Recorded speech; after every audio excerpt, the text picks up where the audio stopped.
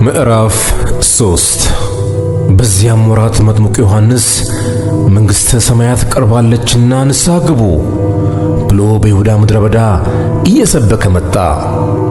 በነቢዩ በኢሳይያስ የጌታን መንገድ አዘጋጁ፣ ጥርጊያውንም አቅኑ እያለ በምድረ በዳ የሚጮህ ሰው ድምፅ የተባለለት ይህ ነውና።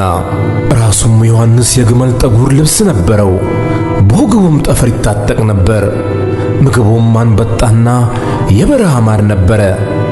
ያን ጊዜ ኢየሩሳሌም፣ ይሁዳም ሁሉ በዮርዳኖስም ዙሪያ ያለ አገር ሁሉ ወደ እርሱ ይወጡ ነበር። ኃጢአታቸውንም እየተናዘዙ በዮርዳኖስ ወንዝ ከእርሱ ይጠመቁ ነበር።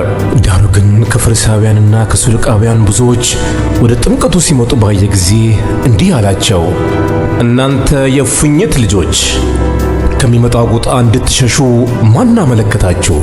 እንግዲህ ለንስሐ የሚገባ ፍሬ አድርጉ። በልባችሁም አብርሃም አባት አለን እንደምትሉት አይምሰላችሁ። እላችኋለሁና ከነዚህ ድንጋዮች ለአብርሃም ልጆች ሊያስነሳለት እግዚአብሔር ይችላል። አሁንስ ምሳር በዛፎች ስር ተቀምጧል።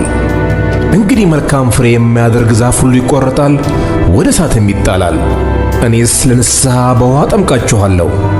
ጫማውን እሸከም ዘንድ የማይገባኝ ከኔ በኋላ የሚመጣው ግን ከኔ ይልቅ ይበረታል። እርሱ በመንፈስ ቅዱስ በእሳትም ያጠምቃችኋል። መንሹም በእጁ ነው፣ አውድማውንም ፈጽሞ ያጠራል፣ ስንዴውንም በጎተራው ይከታል፣ ገለባውን ግን በማይጠፋ እሳት ያቃጥለዋል። ያን ጊዜ ኢየሱስ በዮሐንስ ሊጠመቅ ከገሊላ ወደ ዮርዳኖስ መጣ። ዮሐንስ ግን እኔ በአንተ ልጠመቅ ያስፈልገኛል፣ አንተም ወደ እኔ ትመጣለህን ብሎ ይከለክለው ነበር። ኢየሱስም መልሶ አሁንስ ፍቀድልኝ፣ እንግዲህ ጽድቅን ሁሉ መፈጸም ይገባናልና አለው። ያን ጊዜ ፈቀደለት።